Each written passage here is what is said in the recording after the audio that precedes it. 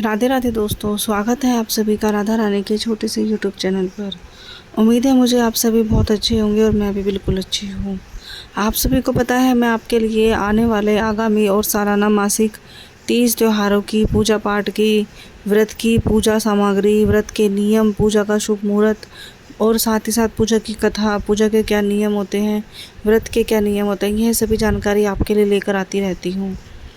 तो जैसे कि आप सभी को बताया होगा कि अश्विन महीना चल रहा है और अश्विन महीने का हमारा कृष्ण पक्ष चल रहा है और आप सभी को पता है कि हर कृष्ण पक्ष की 14 यानी कि 14वें दिन जो है हम बनाते हैं मासिक शिवरात्रि के रूप में। तो जैसे कि आप सभी को पता है कि मासिक शिवरात्रि हर 14 को बनाई जाती है, तो उसी प्रकार साल में बहुत से लोग सोचते हैं कि साल में सिर्फ 2 ही बार शिवरात्रि आती है, एक सावन के महीने में और एक चैत्र के महीने में, मार्च के महीने में। लेकिन नहीं, यहाँ प्रत्येक महीने मासिक शिवरात्रि आती है और प्रत्येक महीने की मासिक शिवरात्रि का एक अलग महत्व होता है। तो साल 2025 में जो अश्विन महीना चल रहा है, अश्विन महीने की मासिक शिवरात्रि पड़ेगी कल 19 तारीख को। 19 सितंबर 2025 को हम अश्विन महीने की मासिक शिवरात्रि के रूप में बनाएंगे। तो सबसे पहले दोस्तों मैं आपको बता देती हूँ कि मासिक शिवरात्रि का जो मुहूर्त रहेगा वो कैसा रहेगा। 19 सितंबर को सुबह 11:51 से लेकर 12:38 तक रहेगा निशा काल। निशा काल के दौरान का पूजा का जो महत्व होता है वह आप घर के पूर्व भाग में बैठकर पूजा करें तो आपकी अवश्य ही मनोकामनाएं जो हैं सारी पूरी हो जाएंगी।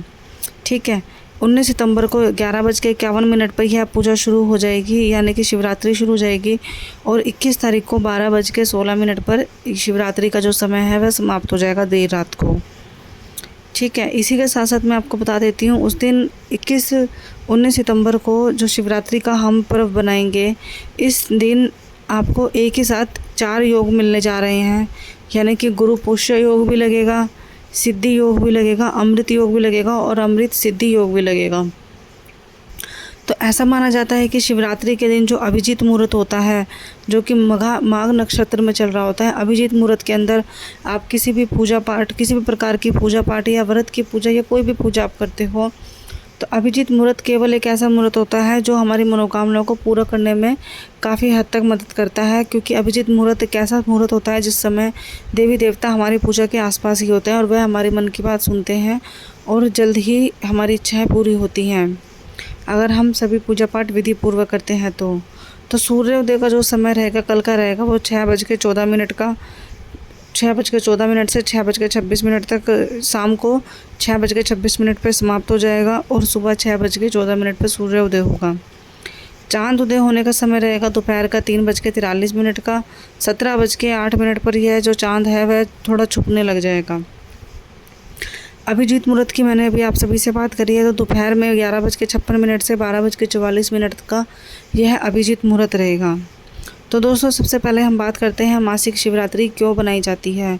देखो, हमारे हिंदू सनातन धर्म में कोई भी मनुष्य या अगर वो हिंदू धर्म से जुड़ा हुआ है तो उनको पता होगा कि भगवान शिव की आराधना किस प्रकार हमारी इच्छाओं को पूरा करती है और किस प्रकार भगवान भोलेनाथ की सेवा और पूजा पाठ से हम अपनी सभी समस्याओं को हल कर लेते हैं। तो मासिक शिवरात्रि के दिन भी हम पूर्ण रूप से भगवान भोलेनाथ की पूजा पाठ करते हैं, भगवान भोलेनाथ को अलग अलग तरीके से खुश करने की कोशिश करते हैं, जिससे कि हमारे जीवन में चाहे विवाह को लेकर, संतान को लेकर, स्वास्थ्य को लेकर, नौकरी को लेकर, बच्चों की शिक्षा को लेकर, या आप किसी भी जीवन की किसी भी समस्या को मान लीजिए, आप अगर आपकी कोई भी समस्या आ रही है तो भोलेनाथ की ये व्रत रखने, जो शिवरात्रि के 12 व्रत होते हैं यानी कि प्रत्येक महीने के, अगर आप अपनी इच्छा से यह व्रत रखते हो और जो भी इच्छा भगवान से मांगते हो हर व्रत के दौरान, तो वह आपकी अवश्य ही पूरी होती है। आपको करना क्या होता है, सबसे पहले तो मासिक शिवरात्रि के व्रत के मैं नियम आपको बता देती हूँ कि मासिक शिवरात्रि के दिन आपको महिलाओं को सर नहीं धोना होता है, बाल गीले नहीं करने होते हैं। अगर कर लेते हो तो जब तक आपके बाल सूख ना जाए तब तक आप पूजा का कोई भी कार्य नहीं कर सकते हो। दूसरी चीज़, मासिक शिवरात्रि के दिन आप कोशिश कीजिए कि अगर आप प्रत्येक मासिक शिवरात्रि का व्रत रख रहे हो तो आपको बेलपत्र भगवान के ऊपर चढ़ाना है मंदिर में जाकर। अगर आप किसी कारणवश नहीं जा सकते हो या घर से बाहर हो या कोई दिक्कत है तो आप ऐसा व्यवस्था रखिए कि आपके पीछे आपके परिवार का कोई भी दूसरा सदस्य जाकर भोलेनाथ के मंदिर में शिवलिंग पर बेलपत्र समर्पित कर सके। महाशिवरात्रि के व्रत का सबसे बड़ा जो नियम होता है वह होता है भोजन का पालन का। शिवरात्रि के व्रत के दिन आपको मीठे से ही भोजन करना चाहिए।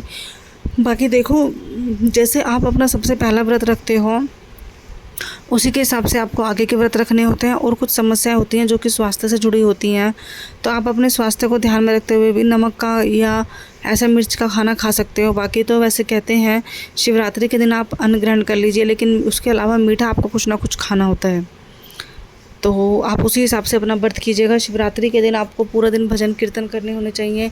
आपको दोपहर के समय सोना नहीं चाहिए, किसी की बुराई नहीं करनी चाहिए। अपने मन से या दिल से या कर्म से या किसी भी ज़बान से किसी भी दूसरे व्यक्ति का आपको दिल नहीं दुखाना चाहिए। साथ ही साथ आप भोलेनाथ की पूजा जो करते हैं, कभी भी उस पूजा को ये दिखावा मत करो कि मैं इतनी पूजा कर रहा हूँ या मेरा ये है या वो है। मतलब जो भी आप कर रहे हो सिर्फ अपने लिए करो, दुनिया को दिखाने के लिए मत करो। तो यही थे कुछ छोटे छोटे नियम जो कि भोलेनाथ के व्रत में काम आते हैं। इसके अलावा भोलेनाथ की पूजा किस प्रकार की जाती है, जैसे कि आप सुबह नहा धोकर ब्रह्म मुहूर्त में ही स्नान आदि कर सकते हैं। स्नान आदि करके उसके बाद भोलेनाथ के शिवलिंग पर, अगर आपके घर में शिवलिंग है तो अच्छी बात है, नहीं है तो आप अपने घर में मिट्टी का पार्थिव शिवलिंग बना लीजिए, नहीं तो आप मंदिर भी जा सकते हो। चाहे शिवलिंग कोई सा भी हो, व्रत की विधि और नियम एक ही होते हैं।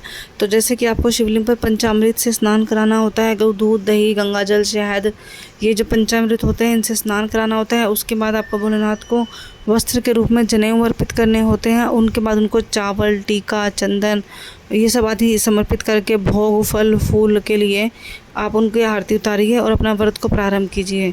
दोपहर के समय आप फल आहार करके रह सकते हो। शाम के समय आप बिना लहसुन प्याज का, बिना नमक मिर्च मसाले का अन्न ग्रहण कीजिए और अपने व्रत को पूरा कीजिए। अन्न आपको मिर्च मसाले वाला जो है अगले दिन ही खाना होता है। तो दोस्तों ये थी कुछ जानकारी। सभी व्रत की जानकारियाँ अलग अलग होती हैं, सभी व्रत की पूजाएं अलग अलग होती हैं, लेकिन भोलेनाथ की जो पूजा होती है वो हमेशा ही एक जैसी रहती है।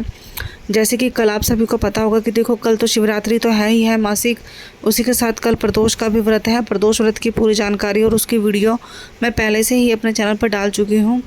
यह जो व्रत रहेगा शिवरात्रि का, शिवरात्रि के व्रत की आप सभी को पता है कि एक अलग कथा होती है। व्रत के दिन पूजा का और कथा का दोनों का ही अलग अलग महत्व मिलता है।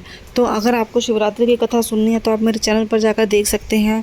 मैं उसका जो लिंक है वो डिस्क्रिप्शन में शेयर कर दूँगी, आप लिंक जाकर देखिए, कथा सुनिए।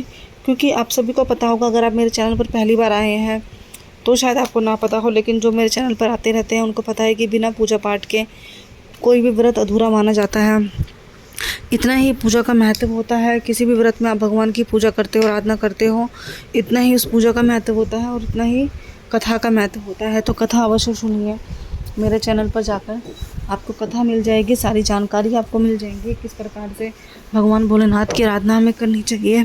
साथ ही साथ दोस्तों देखो, जैसे कि शिवरात्रि है तो शिवरात्रि के दिन के उपाय भी होंगे। आपको कल के दिन करना क्या है, बेलपत्र के पेड़ के नीचे, तुलसी के पेड़ के नीचे, शमी के पेड़ के नीचे, अपने घर के मंदिर में कहीं भी एक घी का दीपक जरूर जलाइए। आप घी का दीपक चाहे आप सुबह जलाइए शाम को जलाइए, वो आपकी इच्छा है। अगर आपके घर में बेलपत्र का पौधा है या कहीं आसपास पेड़ है तो आप एक तांबे के लोटे में शुद्ध पानी, गंगाजल और हल्दी की एक चुटकी डालकर शिवलिंग की जो बेलपत्र का पेड़ रहेगा उसकी जड़ों में समर्पित कीजिए और अपनी मन की इच्छा को मांगिए। अवश्य ही 2 से 3 महीने में आपकी इच्छा पूरी हो जाएगी। छोटे छोटे से ये उपाय होते हैं दोस्तों, जिनसे कि हमारे जीवन की समस्या काफ़ी हद तक दूर हो जाती हैं और जीवन जीने का तरीका आसान हो जाता है। और वैसे भी भगवान भोलेनाथ की कृपा के बिना तो कुछ भी नहीं होता संसार में। तो इसीलिए जो ये पूजा पाठ है, ये कथाएं हैं, जो ये व्रत हैं, सब बनाए गए होते हैं। तो जैसे कि मैं भी हूँ, मैं भी प्रत्येक, मुझे पूरा साल हो चुका है, साल से 2 महीने ऊपर भी हो चुके हैं। मैं 12 महीने की शिवरात्रि के व्रत रखती हूँ और साथ ही साथ प्रदोष के भी व्रत रखती हूँ। तो देखो सभी चीज़ें जो होती हैं अपने मन की इच्छाओं पे होती हैं। कुछ इच्छाएं जल्दी पूरी हो जाती हैं, कुछ देर से। सारी चीज़ें डिपेंड करती हैं आपके मन के भाव के ऊपर। आपने कोई चीज़ लोभ लालच में तो नहीं करी या आप दूसरों को दिखावे में तो नहीं कर रहे हो। तो आप हमेशा ध्यान रखिए, पूजा के समय कभी भी आप दिखावा मत कीजिए। जो आपका मन करे, जैसा आपका मन करे, आप वैसी पूजा कीजिए।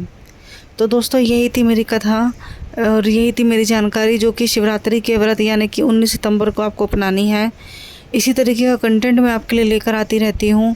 अगर आप मेरे चैनल पर पहली बार आए हैं तो मेरी वीडियो को लाइक कीजिएगा, सब्सक्राइब कीजिएगा चैनल को। और इसके साथ साथ ही अगर आपको लगता है आपके हिसाब से कोई व्रत, पूजा पाठ, कथा आदि आपको सुनना है तो आप प्लीज़ मुझे कमेंट कीजिएगा। मैं पूरी कोशिश करूँगी आपके हिसाब से वीडियो बनाने की। अब मिलते हैं अगली वीडियो में। राधे राधे।